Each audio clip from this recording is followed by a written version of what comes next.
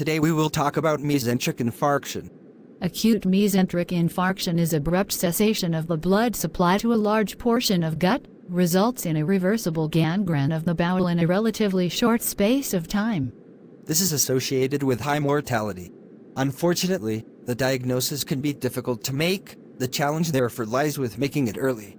According to the cause, one or more of the following processes may be responsible: mesenteric arterial embolism, often associated with AF; mesenteric arterial thrombosis; mesenteric arterial blood flow, for example hypotension secondary to MI; mesenteric venous thrombosis. Most cases involve either arterial embolism or thrombosis. Acute mesenteric infarction usually occurs in middle-aged or elderly patients. It is often heralded by severe, sudden onset, diffuse abdominal pain. Typically, the severity of the pain initially far exceeds the associated physical signs. The pain may radiate to the back.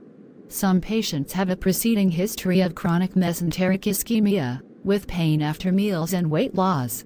There is often an associated history of vascular disease elsewhere, for example intermittent claudication. Shock, absent bowel sounds, abdominal distension, and tenderness are late signs. Initially, there may be little more than diffuse mild abdominal tenderness. If the diagnosis is suspected, search carefully for evidence of an embolic source, for example AF, recent MI with a high risk of mural thrombus, aortic valve disease, recent cardiac catheter. According investigations, AF typically reveals severe metabolic acidosis, and lactate may be increased. Amylase may be moderately increased. X-rays may show non-specific dilatation of bowel loops and, in advanced cases, gas within the hepatic portal venous system. ECG may demonstrate AF. Kinetic angiography may reveal the exact nature of the underlying problem and help to guide treatment. If the diagnosis is suspected, resuscitate with O2 and IV fluids. Provide analgesia, for example IV morphine titrated according to response. Consider broad-spectrum IV antibiotics. Refer urgently to the surgeon to consider heparing/revascularization. Chronic arterial insufficiency to the bowel usually affects the mucosa and submucosa, typically in the region of the splenic flexor, the junction of the territory supplied by the superior and inferior mesenteric arteries. The patient presents with abdominal pain, starting in the left iliac fossa. Loose stools with blood may be passed. The patient may have had previous similar episodes and exhibit evidence of cardiovascular disease. Examination may reveal low-grade pyrexia, tachycardia, and colonic tenderness, with blood PR. Check CPC, ECG, and chest X-ray. Plain abdominal X-rays may show thumbprinting, submucosal colonic edema, typically at the splenic flexor.